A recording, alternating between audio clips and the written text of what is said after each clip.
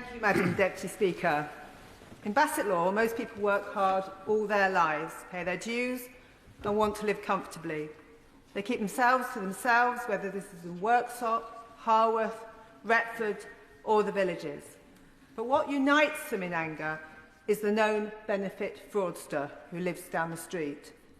I've lost count of the number of times that I hear the rage, the sense of injustice and grievance that benefit fraud is happening on their doorstep, and nothing seems to be done about it. With billions of public money lost last year, we welcome this bill in Basset Law. Yes. At long last, the start of real action against the fraudster.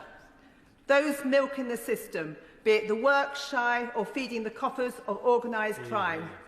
This legislation will, for the first time since the Tony Blair years, give the DWP new anti-fraud powers, bringing it into the digital age. I welcome the new search and seizure powers, bringing the DWP into line with the HMRC's investigatory powers. Seizing luxury goods, bags of cash and mobile phones to use as evidence of fraud. Taking active control of investigations into criminal gangs who are defrauding the taxpayer. And if it means raids, then let them crack on. I also welcome new, stronger powers to pursue those who receive money that they are not entitled to. And when there is an absolute outright refusal to repay, it is right that their driving licence should be removed. And I welcome that it will be the banks and the building societies who will flag when they spot fraud, such as long-term trips abroad or a wage going in whilst benefits are also being claimed. And whilst government will at last be tough on fraud, the new powers will include strong safeguards to ensure that they are used appropriately, protecting the vulnerable and the sick. The message from today is that if you are living off the wages of fraud, we are coming to get you.